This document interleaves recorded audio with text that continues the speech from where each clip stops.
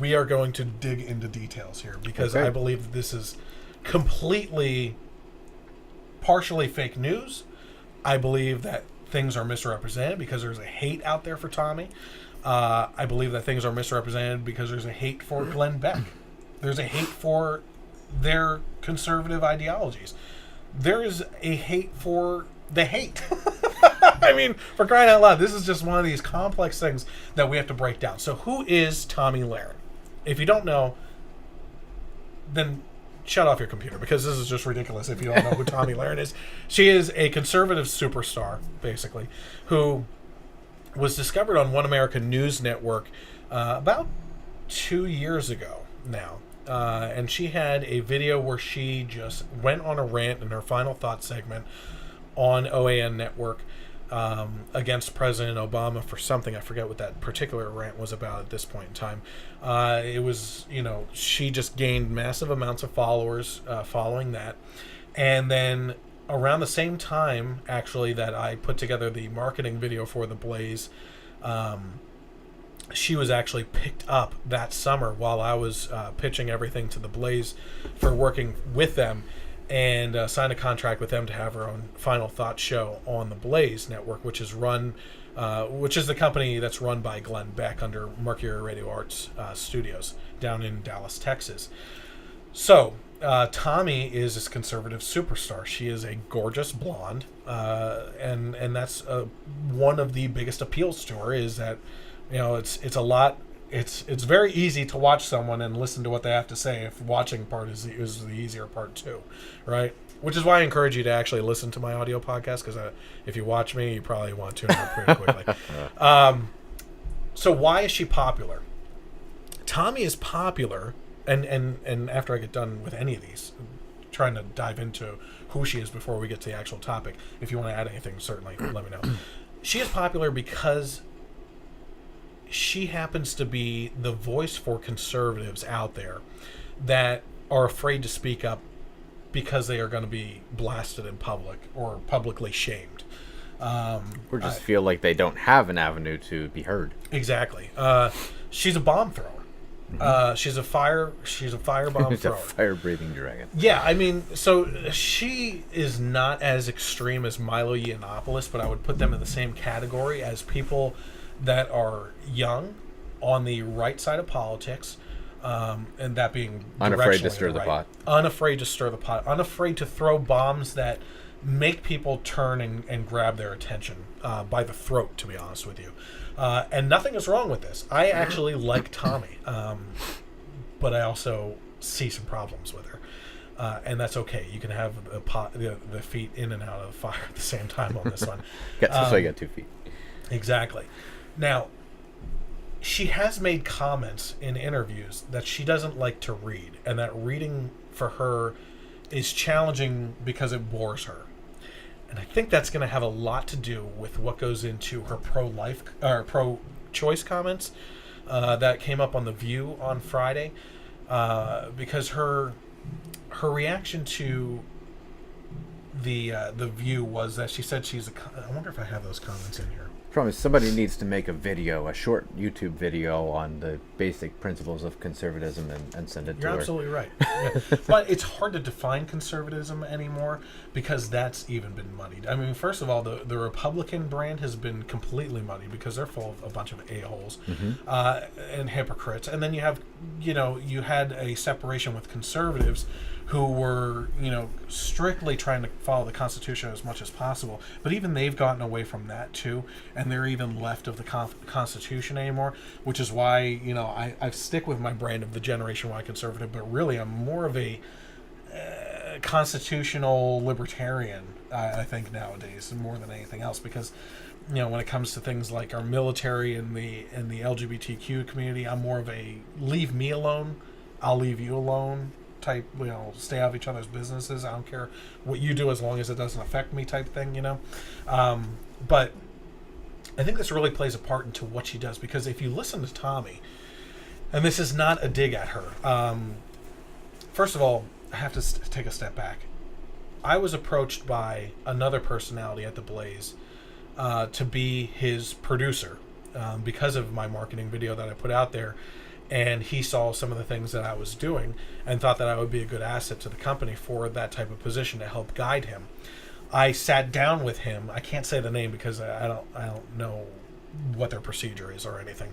I sat down with him at CPAC with a personal conversation. We were sitting on an empty stage as the room was clearing out, and I was telling him that there are sparks of things that I see in him and Tomi being young people, if that leads you in the right direction, that I believe that theBlaze is not nurturing. Okay?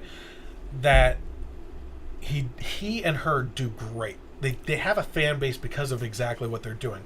But there are sparks of things that I see in both of them that they need to nurture more because they would gain bigger audiences. I personally believe that Tomi has hit a ceiling. Okay? Her fan base, first, everybody on the left has seen her videos. Everybody on the right has seen her videos because she's just become a skyrocket success with getting her brand out there. I mean, right? I think hitting Trevor Noah was like the peak for her. Yes. I think it all went downhill after that. Exactly. And that's part of the conversation here in regards to education and not wanting to read things and look into things more, is it wasn't more apparent than her visit to Trevor Noah on The Daily Show, which is she can't back up her context. Okay? She was confronted by Trevor Noah, who she should have been able to demolish on TV. With her passion and conservative stances, she should have been able to just wreck him on TV. But instead, she was asked a very simple question by Trevor Noah, which is, if you don't like how Colin Kaepernick is protesting, how should he, as a black man, protest in your mind? And she could not answer that. So she had been going on a rant, multiple rants for months, saying that Colin Kaepernick should not be protesting the way he does. But she was not offering a solution. And that is the biggest difference between a thinker and a reactor. Okay? It means that she's not putting in the time to look in and research on certain topics and actually be able to back up what she's saying.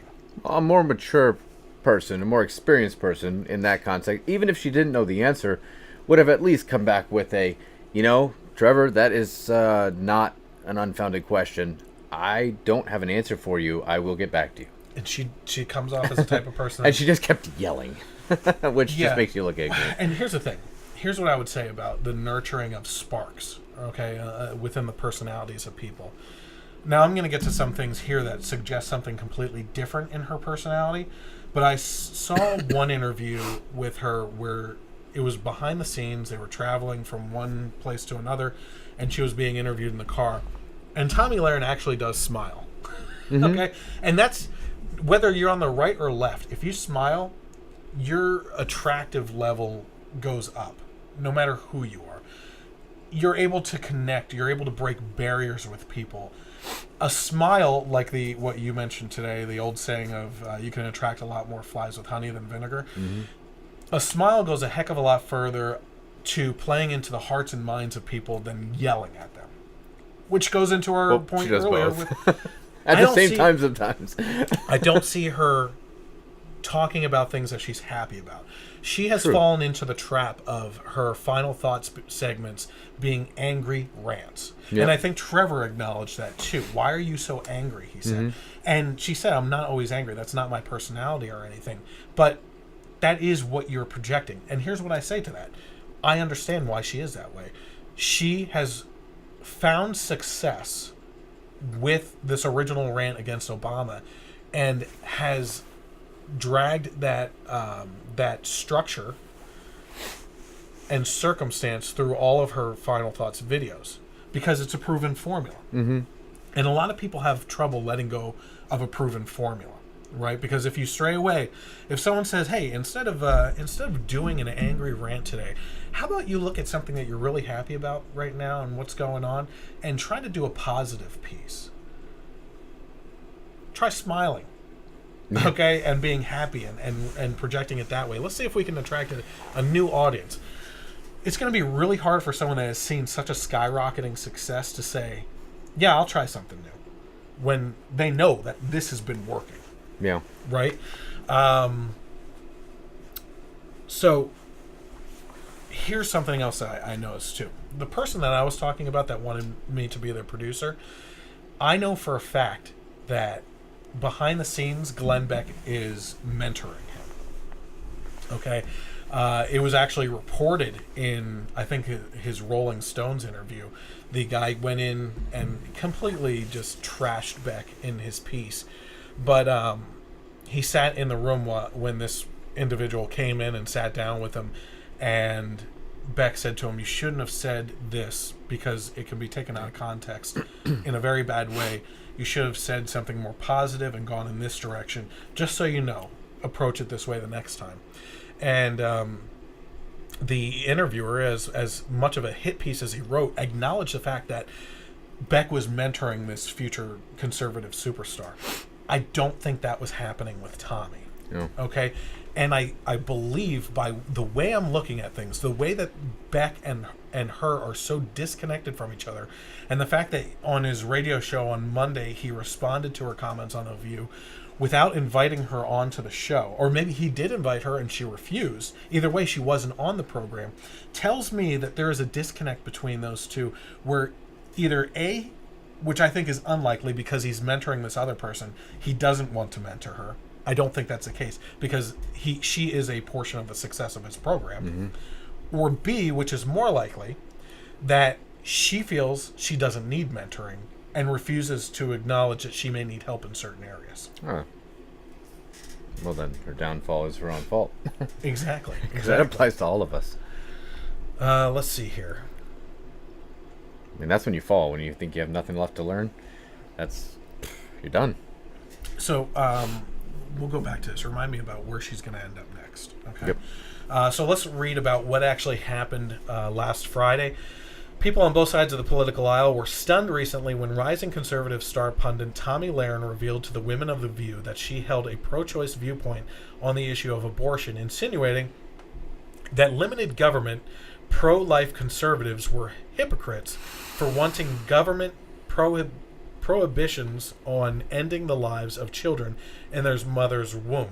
Now, this article, I believe, is actually deceiving because I think I even said that to you today, that she called conservatives hypocrites. Yep. But in her own words, she said, "I would be a hypocrite if I believe that in limited government and that you could also have control over a woman's body." Now, she does back up in her tweets, which you said you were reading today, that she said, "I would be a hypocrite." I didn't say conservatives were hypocrites. But again, this is the immaturity, and not to say she's immature, she's young, and she has to grow into this. Inexperience, exactly. That does imply that conservatives are hypocrites. Mm-hmm. Okay, and she doesn't want to acknowledge that because she wants to be right. Because, oops, Exactly.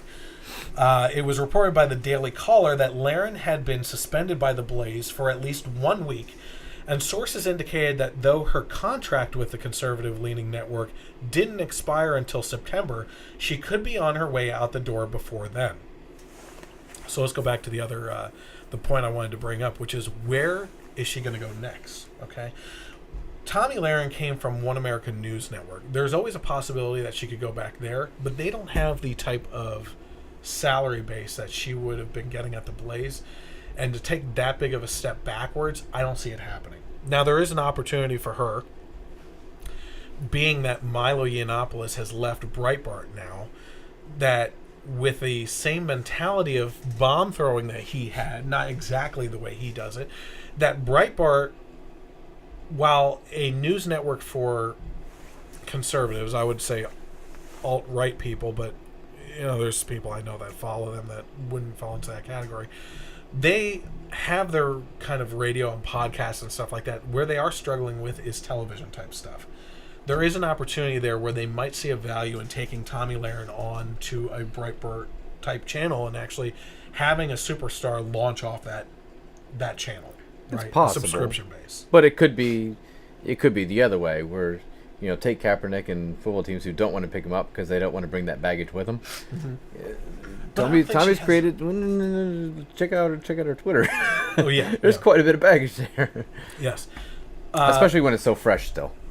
Here's my thought, and I told you this before the broadcast tonight. I believe the biggest contender for where she would actually end up is Fox News. They have a tendency to hire attractive women that hold a right-leaning viewpoint for those reasons and those reasons only. Right. Okay, I mean, you have gorgeous women on Fox, and they know how to talk about the positions that they hold, and they can run off of a teleprompter and do good with that. You know, Tomi, I think, you know, God love her, she needs to start looking into things a little bit deeper and being able to back up her opinions. Because that's not a criticism more so than it is a word of advice. Because I want to see Tomi succeed in life and become a voice of conservatism. But there's just some days I sit there and I watch her stuff and I'm like, you're starting to grate on my ears with this ranting and raving and just mad, angry tone. Just like lighten up a little bit, for crying out loud. And she needs to. But here's the thing too that we also have to realize: women have a hard time in media, and we have to acknowledge this as men. Sure. In that, for the same reason Hillary has a hard time being a politician, women with an authoritative stance in their voice come off as grating. And that's a subconscious thing for a lot of people, but even women feel that way about women with voices besides men. And that's a hard thing to overcome. And you have to have an even tone. Tomi has an angry tone.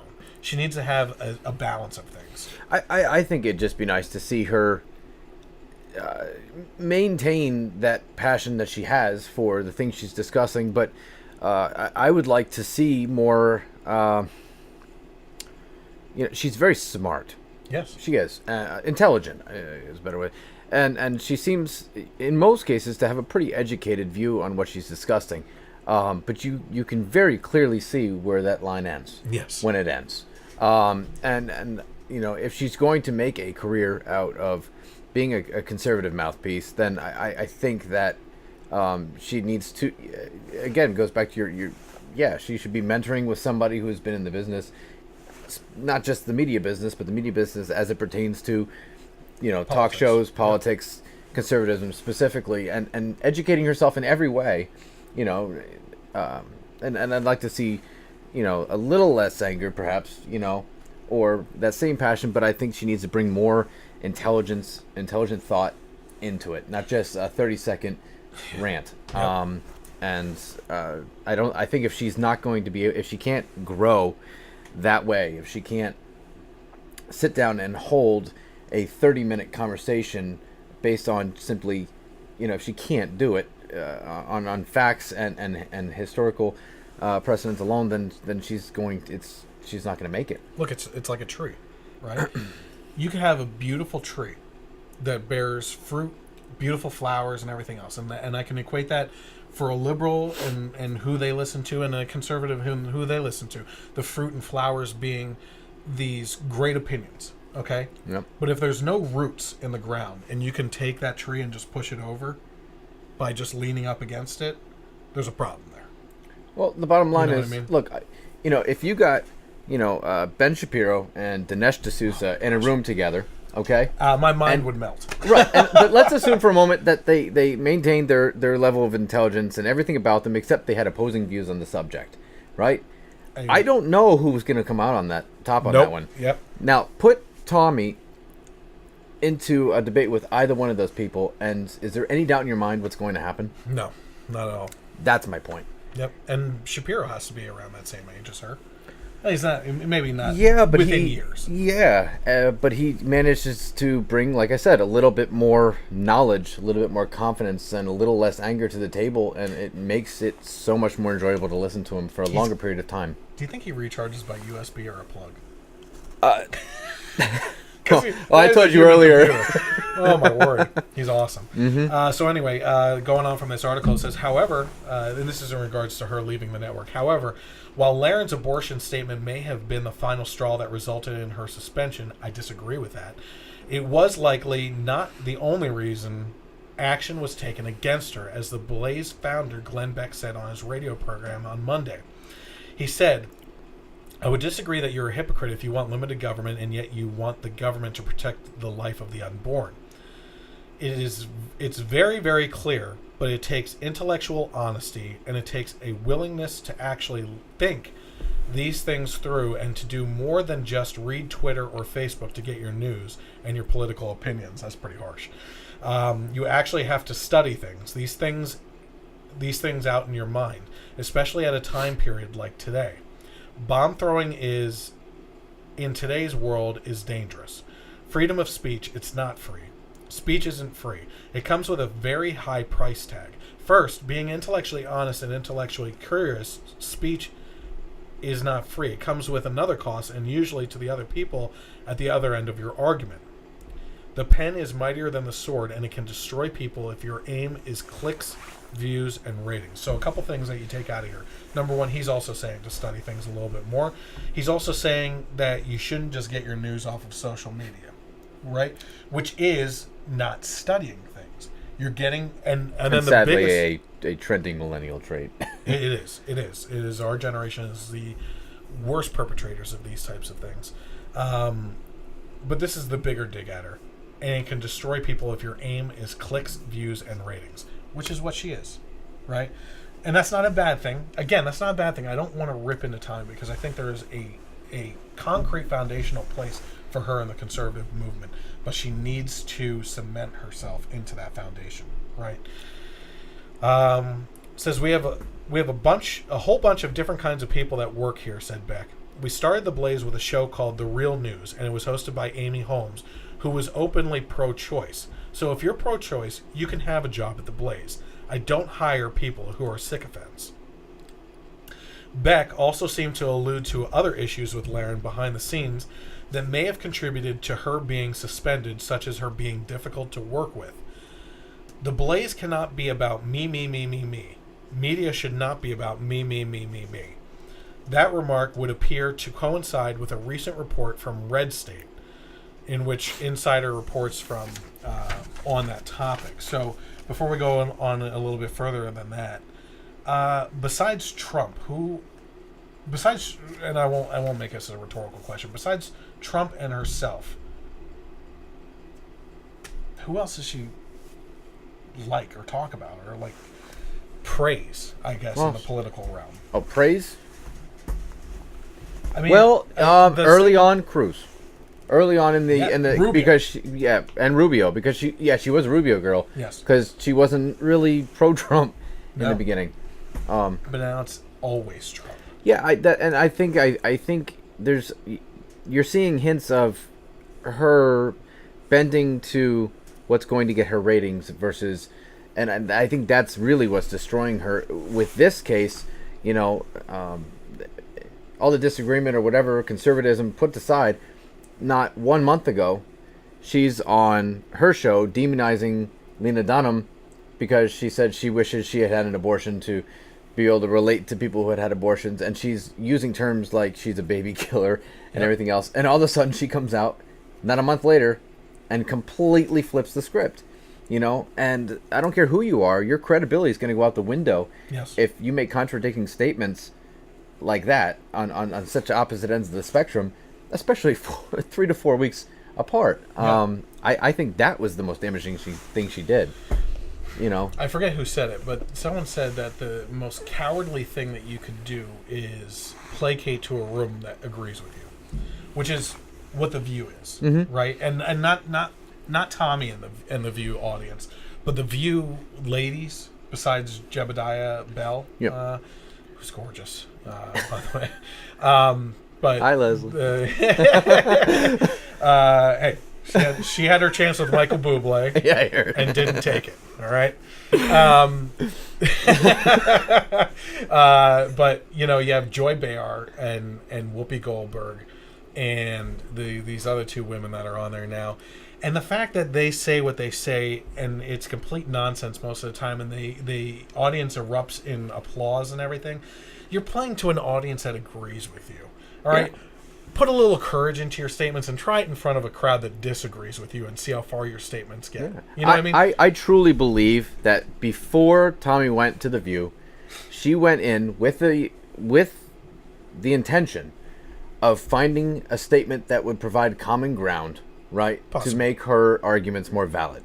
to open the floor, and I think that's the one she chose. I just think it was a bad decision. It was a very bad decision. You know. Yeah. And again, do you think, and because we haven't even hit this yet, which is the crux of this argument here, do you think that her pro-choice stance is what led to her suspension? Because Beck even said here that he has another... Only speculation. There's been little quips and reports coming out for weeks now that she's, prior to The View, that she was maybe on her way out, that she had been doing guest appearances on this network or that network, and maybe she was grooming herself to leave, and I think that there is a rift between her and Beck, and I think that was going to happen regardless. Was it the reason? No. Exactly. Did it give Beck good standing to do it? And I don't know. Maybe. I don't think so. I don't think that this was what the straw that broke the camel's back. I think that something else happened, and I think that we're going to hear about it. I thought we would hear about it this week. I've been tuning in every day, just waiting. He hasn't brought it up besides that Monday. You say that, and then I go back and I think about the tweet she left about don't mistake my silence. It's often calmest before the storm. Yeah, something's going to happen. Something, yeah, maybe something's... Yeah, and I don't put it past her, because of what I'm about to read here, to unleash hell to make enemies, basically. Like I said, she's a bomb thrower, but a lot of these bomb throwers like Milo is a very unique case. I love Milo. Do you I like could Milo? listen to him for days. Okay, so here's the thing. What makes the rounds and the media rounds and the memes and everything else on Milo are the outrageous things that he says, that even he, sometimes... Well, he's only regretted that one statement that he made. But if you were to take out all of the most outrageous things that he says, the ones that make the news, the meat of what's in between those statements is very deep thought out, like Ben Shapiro, and factually based. He just rips people apart with factual information and is fantastic at doing it. His situation is unique on its own, and it's unfortunate what happened to him. More so because it's unfortunate that he ever made those statements in the first place that led to it, you know. But that being said, when it comes to Tomi, she's a bomb thrower, and I'm starting to wonder if it's out of a bitter attitude. Okay, and here's why. This last article mentioned that Red State reported that insiders are saying that there's actual turmoil behind the scenes. So let's go to that. So in their article, it says, amid turmoil at Blaze HQ over host Tomi Lahren, your Red State insider has received tips of a hostile work environment on her set. Insider is told it gets nasty, with Lahren at times screaming at and berating her own staff. Stories of her yelling at the makeup team, screaming at an employee for not, quote, heating up her butt warmer before air, and a general disdain and indifference towards her staff have surfaced in the wake of Lahren's recent announcement on The View that she is pro-abortion, not to mention her suggestion that pro-life conservatives are hypocrites. So in here, this is saying that insiders are saying that she is a nasty person behind the scenes. Well, there was a clip of that, a little view into that world. I don't know if you saw it. I haven't seen it. This was, I don't know, maybe a month back. Okay. And she was doing it was a live. She was getting ready to do a live Facebook Live, and somebody was making noise or something like that, and she went off on him. And I have not seen that. Hey, we're about to go on air. How about you? And he said he apologized. He's like, well, how about you don't apologize? How about you just know when we're going to go on air and not make... She got nasty. It was a different side. It was definitely not in line with the persona that she provided 5 minutes later when the show started. And there you go. What I have been saying all week is Beck is not the type of... First of all, I've met Beck. I've had a personal conversation with Beck twice now. I've communicated with the president of theBlaze and the president of Mercury Radio Arts. I've talked to multiple hosts, including Skip Lacombe, who's no longer there, Doc Thompson, Lawrence Jones. I talked to Jeffy Fisher. Have not met Stu or Pat yet. I've also met Dana Lausch briefly. But some of those other ones I've actually had prolonged conversations with. What I will tell you is Beck is one of the nicest, most generous people in person that you will ever meet. There's one of my second favorite conservative host I met at CPAC this year, and he was, I couldn't wait to meet him because he's my constitutional guy. And he was so cold shoulderish to his fans. I tried talking to him briefly about helping him out with his TV network, and he said, "Just what do you want? A picture? Come on, let's get the picture." And like kind of brushed me off. I said, "Well, yeah, I'd love a picture, but just so you know, I talked to your producer over there, and I gave him my business card. I said, here's my card. I don't take anything from people." I'm like, "All right, don't be a douchebag, for crying out loud." But, you know, some of these people let their stuff get to their heads a little bit. And we're seeing that. Apparently you saw something I'm going to have to look up. But in regards to this, she is a little full of herself behind the scenes here. Mm-hmm. And taking things a little bit to the next level in regards to being kind of a drama queen or a diva. And I've been saying for the last week now that this has to be more than just her stance being pro-choice. It can't be just that. Beck, the interactions I've had with him, the interactions with this host that wants me to be her producer, and talking to them about the way Beck is glowing in reviews on Beck as being a very, very personable person. He is not the type of person to cut and run from someone just because they have an opposing opinion.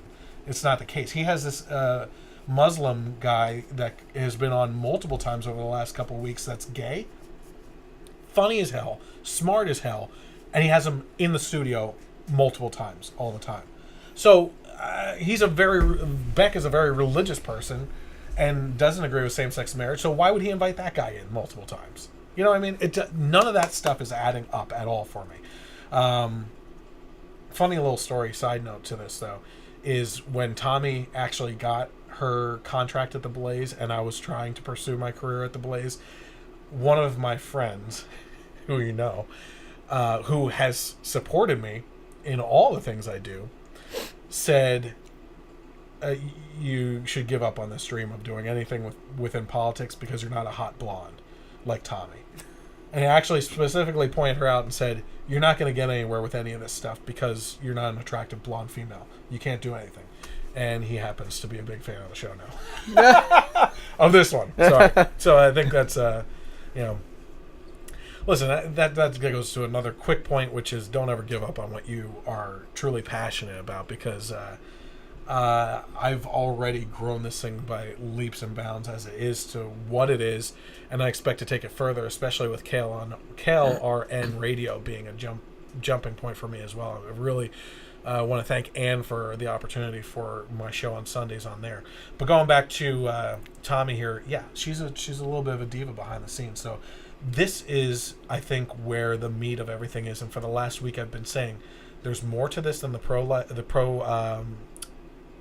pro-choice stance that she took. It has to be a bitter battle of some sort behind the scenes right now, and this is what this information is pointing to. I think she will fade quickly into the background. There are enough smart young conservative minds, even in the media nowadays, to fill the void. Yeah, absolutely. And you know what? When I spoke to my person at theBlaze that I wanted to be a producer for, I said I would love the opportunity to expand both your show and her show into something else and help nurture certain aspects of what you guys are and explode what you have going on and just bring it out into something new. You know what I mean? Like really not blow up in a bad way what you have going on and destroy what you have and make something new. Make that even better and make something even better with you both together, you know? And I really wish I would have had that opportunity, because I have some great ideas that I didn't share in those videos, because unfortunately all the secrets I gave away they've been using over the past 2 years, which is unfortunate, but I took that risk by putting out that marketing video. But Yeah, I would still love the opportunity to work with either one of them, or Milo, or Ben Shapiro. Not that I can improve on them at all, but I think that we can bring out new avenues of doing different things. Sure. Because there's just only so many resources I have here in my bunker Yep. that I can do without a staff. You know Sure. what I mean? So, any more thoughts on Tomi at all or anything? No, I think we covered it. All right. Well, I want to thank Brant for being here with me. He's a good friend. I've known him since Cub Scouts, so we've been bringing that up a lot lately. I want to thank everyone for tuning in tonight. Again, you're watching the Generation Y Conservative podcast. You can find me on Facebook by searching for the Generation Y Conservative. You can also do that on YouTube and find the HD versions of these podcasts, as well as other topics related to politics, including analysis of people and certain topics, like hot topics like abortion. I think you had pointed that out as being a good one at one point in time. Even a liberal friend said that was a good one. You can also find me on Twitter at Gen Y Conservative without the E on the end. You can find the audio podcast in its full entirety on Stitcher and Google Play. You can find me on Sundays at 3 p.m. on KLRN Internet Radio. And I would encourage you to tune into that during the week as well, with a lot of other conservative shows, as well as science shows and other things of that nature. They're really great shows. I encourage you to listen to those. And that 2-hour broadcast is also put onto iTunes through KLRN, who I gave the permission to for that as well. So, thank you guys for tuning in tonight. Have a great night, and God bless America.